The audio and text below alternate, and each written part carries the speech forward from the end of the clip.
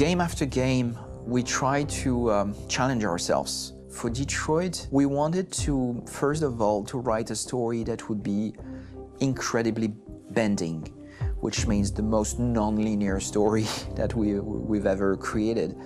And we wanted really the player to have the possibility to change the story, change his own journey. When you're writing at Quantic, you're writing for an interactive medium. You know, when you're working in television, you'll put a character in a difficult situation, and you as a writing team will argue about what would that character do.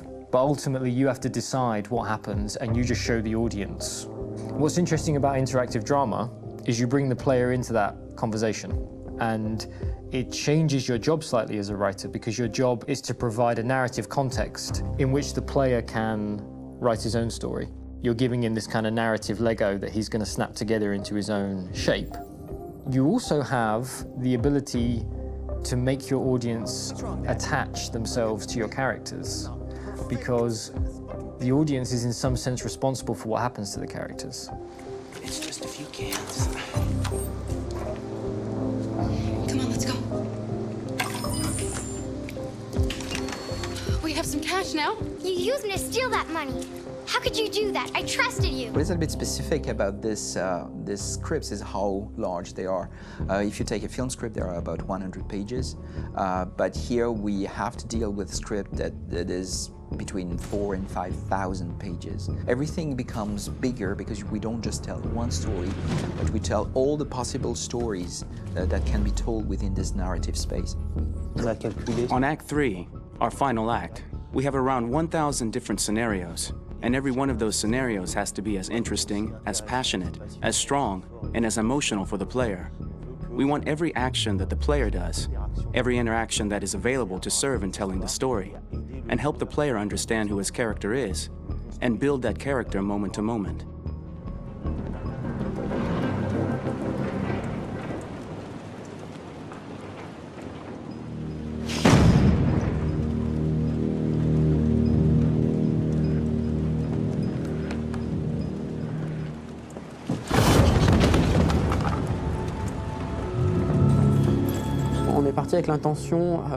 We started with the intention pretty early on that we would never lie to the player.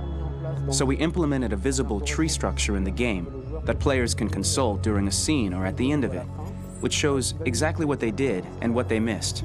There are games out there offering world exploration. We offer narrative exploration.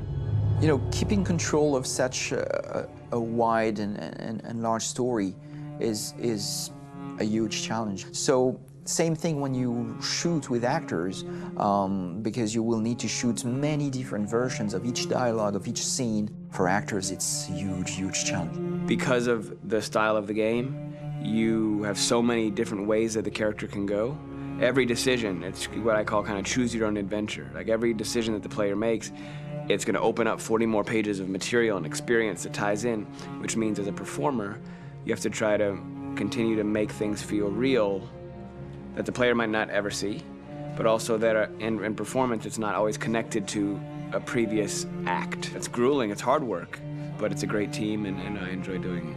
I was really frustrated. I was until I got to this point where I kind of was able to step outside of my own experience and even in a lot of ways my own process, and be able to step outside of that and okay, this is something new, what do you need? How do I meet you there? How do I give you what you need and still feel like I'm doing what's right?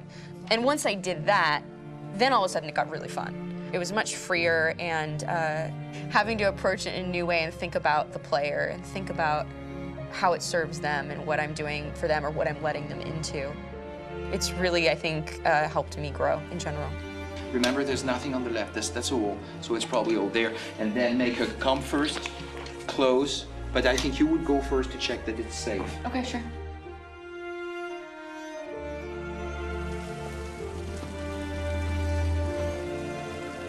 The most enjoyable thing about working in performance capture on this kind of project is that if I shot a film, I would get to do one of these endings. I get to do so many different things as Connor. Your head goes all over the place because you're trying to keep track of basically 4 different storylines for each different response. What's the name of my dog? Buddy? Scout. I think it's Jack. I can't remember. So I worked with physicality a lot because it was a good way to anchor myself in these different rings of the tree. As the story grows out, I know where that is physically in my body, and then I can switch more continually on set, and it'll be entirely up to the player to determine what order those things come out and what they look like from a distance. Like if you're playing through it, the culmination of all of that will be their version of Connor. I'm faster than you, and I don't feel pain.